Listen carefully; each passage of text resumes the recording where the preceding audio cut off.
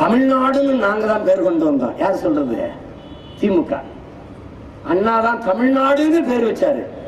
நாடு தமிழ்நாடு. அப்ப புடுங்கிறதுக்கான திராவிட முன்னேற்ற கட்சி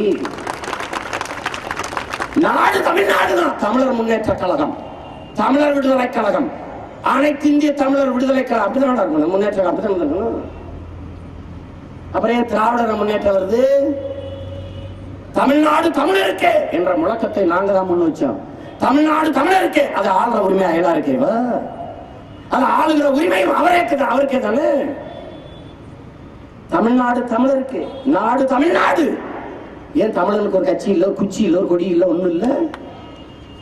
ஏன் இல்ல?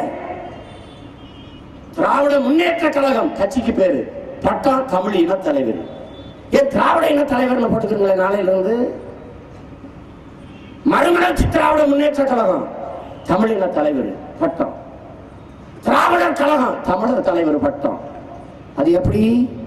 தமிழ கேனப்பைய, கேடு கட்டவன், இழிச்சவாயன், மதிக்கட்டவன் எழுதியிருக்கா?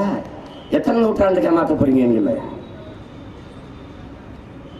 என்னது திராவிடம் என்பது? என் அன்பு மக்களே, தமிழர் அல்லாதவன் வசதியாக வாழ்வதற்கும் ஆள்வதற்கும் கொண்டு வரப்பட்ட ஒன்று. அதை புரிஞ்சுது. எந்த திராவிட கட்சியில தமிழன் தலைவன்? யாராவது ஒரு சொல்லு. திராவிட கட்சிக்கு இவர் தமிழர் தலைவரா இருக்காரு, சொல்லுங்க பாப்போம்.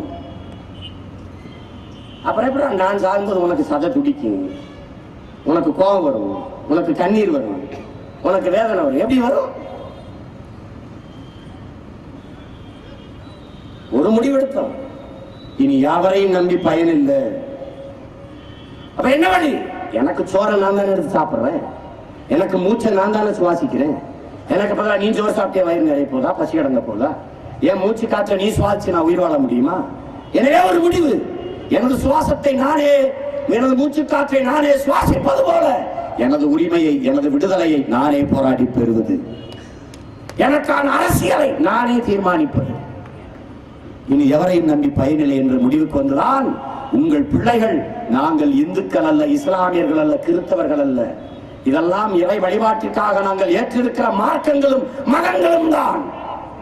இது இப்போது வந்தது. ஆனால் நாங்கள் 50,000 ஆண்டுகளுக்கு முன்பிருந்தே தமிழர்கள். நாங்கள் தேவரோ, தேவேந்திரரோ, நாடாரோ, கோனாரோ, செட்டியாரோ, பிள்ளையோ, முதலியாரோ, உடையாரோ, கவுண்டரோ, படையாச்சியோ, பறையரோ அல்ல. இது எமக்கான அடையாளம் அல்ல. நாங்கள் சார்ந்திருக்கிற சாதி சமூகங்கள், அவ்வளவுதான். ஆனால் நான் யார்? நான் நீண்ட நெடிய வரலாற்று பெருமை கொண்ட தமிழர் என்கிற தேசிய இனத்தின் மகன்.